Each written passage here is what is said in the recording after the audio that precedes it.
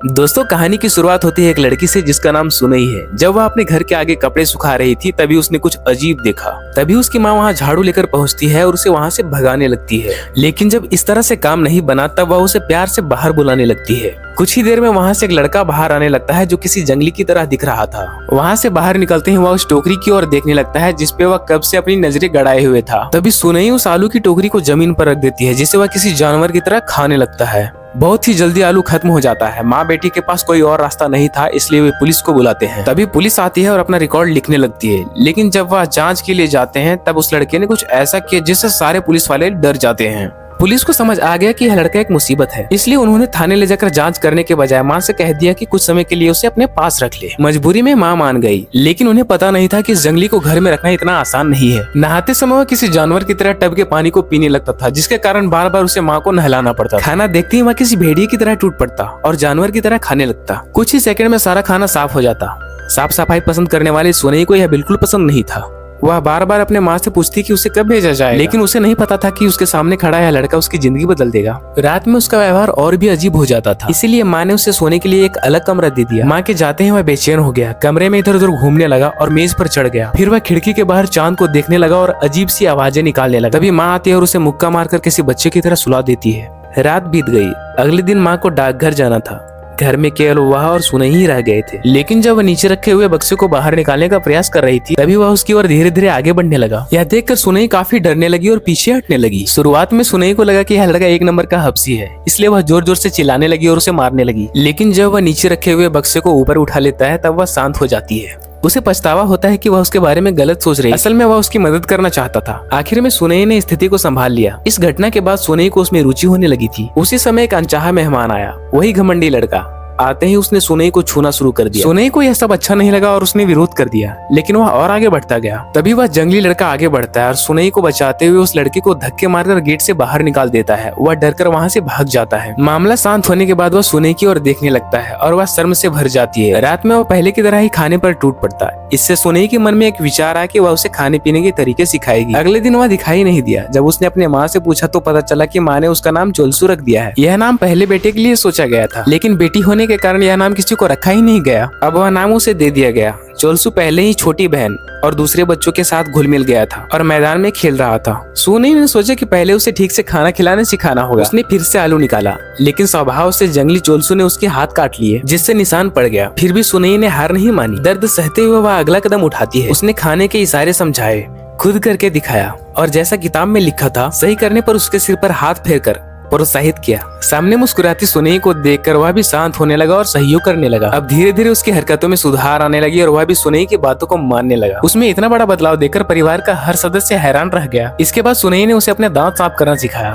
वह उसके हर काम के बाद उसके सर पर हाथ फेरकर उसे प्रोत्साहित करती थी। फिर बिस्तर लगाना सिखाया। वह हर काम को अच्छे से करता था। सुनई हर काम को उसे बहुत अच्छे से सिखाती थी और वह उसे काफी अच्छे तरीके से करता था। लेकिन वह सुनई के सिर पर हाथ फेरने की आदत का आदी हो चुका था। एक बार भी बिना हाथ फेरे काम नहीं चलता। धीरे धीरे दोनों करीब आने लगे और अच्छे दोस्त बन गए। एक दिन सुनई उसे अपने कमरे में ले गई। वह उसे बोलना सिखाना चाहती थी। सुनई ने पहले आराम से उसे आम बोलचाल की भाषा सिखाने लगी। तभी चोलसू की गर्म नजरें देखकर सुनई को शर्म आने लगी और दोनों धीरे धीरे और पास आए। तभी कोने में रखी गिटार ने चोलसू का ध्यान खींचा। सुनई ने उसे बजाकर दिखाया। पश्चिमी धुन के साथ वह बहुत युवा और आकर्षक लग रही थी। चोलसू पहली बार पूरी तरह शांत हो गया। वह ध्यान से उसे देखता रहा। उसकी आंखों में जिज्ञासा थी और एक अलग भावना भी। उसने पहली बार खुद हाथ बढ़ाकर उसके बालों को छुआ, जैसे यही उसका प्रेम जताने का तरीका हो। इतनी नजदीकी से सुनई का दिल तेजी से धड़कने लगा। उसके बाद से वह जब भी सुनई को देखता उसकी आंखें कोमल हो जाती और सुनई भी उसके नजरों में देखकर अनजाने में मुस्कुरा देती। अब हवा में तेजी से मिठास बढ़ने लगी। उनकी भावनाएं तेजी से बढ़ने लगी। वे एक दूसरे की आदत बन गए थे, लेकिन ये सुंदर भावना जल्दी ही टूट गई। सुनई द्वारा ठुकराया गया अमीर लड़का रात को चुपके से घर आ गया। वह नशे में था और फिर से सुनई के साथ जबरदस्ती करने लगा। सुनई विरोध करती रही, लेकिन उसे जमीन पर पटक दिया गया। यह सब देखकर चोलसू काफी गुस्सा होने लगा और उसका शरीर एक भेड़िए में बदलने लगा। थोड़े ही देर में उसके तीखे दांत बाहर निकलने लगे और उसके हाथ भेड़िए की पंजे की तरह बन गए। उसका पूरा शरीर बड़ा हो गया और वह हमला करने के लिए आगे बढ़ने लगा। यह देखकर वे तीनों काफी डरने लगे। फिर उसने उसके गार्ड को पकड़ा और दीवार की तरफ पीछे की ओर फेंक दिया। सुनई यह सब देखकर स्तब्ध रह गई।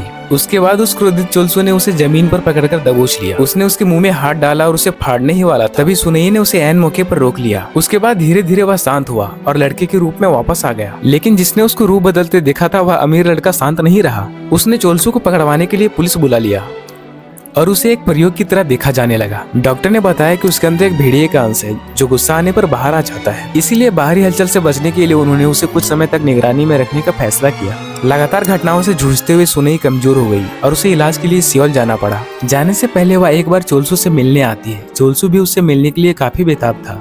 सुनई ने उसे समझाया कि वह आज्ञाकारी रहे, वह जल्द ही वापस आ जाएगी। उसे वापस जाते देखकर चोलसू ने बाहर निकलने के लिए अपनी पूरी ताकत लगा दी। यहाँ तक कि वे पुलिस वाले भी उसे रोक नहीं पा रहे थे। अंत में पुलिस वालों ने चोलसू के ऊपर बंदूक तान दिया, लेकिन सुनई की आवाज सुनकर ही वह शांत हुआ और अपने पिंजरे में वापस लौट गया। तभी पुलिस ने चेतावनी दी कि अगर वह फिर से कोई ऐसा हरकत करता है तो वह उसे गोली मार देंगे। सुनई ने पुलिस वालों को समझाया कि वह उसकी हर हरकत का जिम्मेदारी लेती है। फिर वह मजबूरी में चली गई।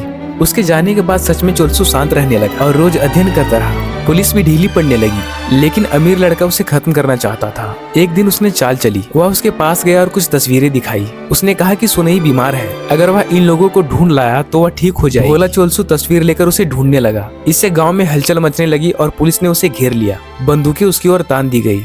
उसी समय सुनई सियोल से वापस लौट आई और वहाँ पहुंची। उसने तस्वीर देखकर समझ लिया कि उसे धोखा दिया गया है। वह सबकी रोक के बावजूद धीरे धीरे उसकी ओर आगे बढ़ी।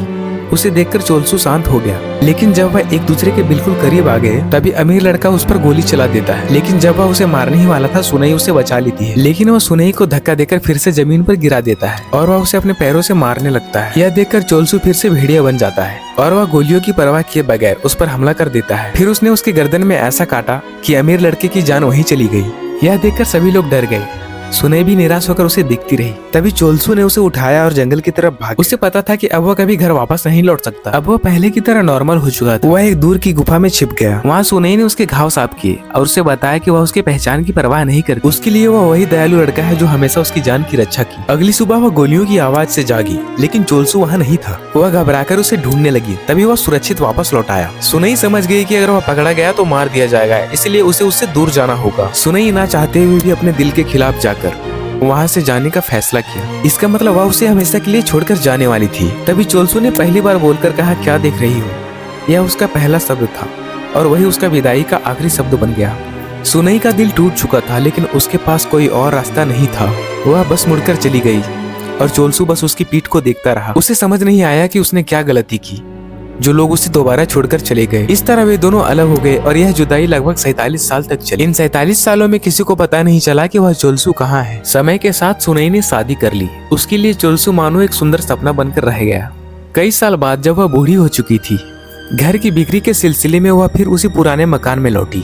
वहाँ पहुंचकर उसने देखा कि जिस गोदाम में कभी चोलसू को बंद रखा गया था, वह भरी घास और फूलों से भरा हुआ था और भीतर हल्की सी रोशनी चमक रही थी। लेकिन जब उसने दरवाजा खोला तो वह स्तब्ध रह गई। चोलसू वही था, जैसे पहले था, बिल्कुल वैसा ही हुआ। यह देखकर सुनई की आंखों से आंसू बह निकला। वह खुद अब सफेद बालों वाली बूढ़ी औरत बन चुकी थी, लेकिन चोलसू अब भी वैसा ही युवक था। तभी चोलसू एक काफी पुराना कागज सुनई को देता है। यह कागज वही पर्ची थी जिसे सुनई ने अंतिम बार जाते वक्त उसे दिया था। चोलसू ने अकेले उस घर में 47 साल गुजार दिया, बस इसे इंतजार में कि वह एक दिन आएगी और उसे प्यार करेगी। अभी भी उसकी आंखों में वही प्यार दिख रहा था जो 47 साल पहले था। उसने फिर से वही गिटार उठाई जो सुनई को काफी पसंद था। उसने उस टूटी हुई गिटार को काफी मेहनत से जोड़ कर रखा था। सुनई की आंखों में काफी पछतावा था, लेकिन चोलसू की आंखों में खुशी। उसने फिर से पहले की तरह अपने सिर को आगे बढ़ाया। उसने कभी उन दोनों के पलों को नहीं भुलाया था। सुनई ने कांपते हाथों से उसके सर पे अपना हाथ फेरा, जैसे समय अचानक पीछे लौट आया हो। दोस्तों, वे अपने जीवन के सबसे सुंदर समय में मिले थे, लेकिन किस्मत ने उन्हें सबसे कठोर अंत दिया। वे एक दूसरे को कसकर गले लगाकर खड़े रहे, लेकिन बीता हुआ वक्त कभी वापस लौट नहीं सकता था। लेकिन चोलसू के लिए वह 47 साल का इंतजार बस यह एक क्षण में समा गया था, क्योंकि एक वेयरहाउस अपने जीवन में केवल एक ही व्यक्ति से प्रेम करता है। दोस्तों, कहानी यहीं खत्म होती है। अगर आपको वीडियो अच्छा लगा तो लाइक और सब्सक्राइब करें और बताएं कि अगली बार किस मूवी को एक्सप्लेन करना है।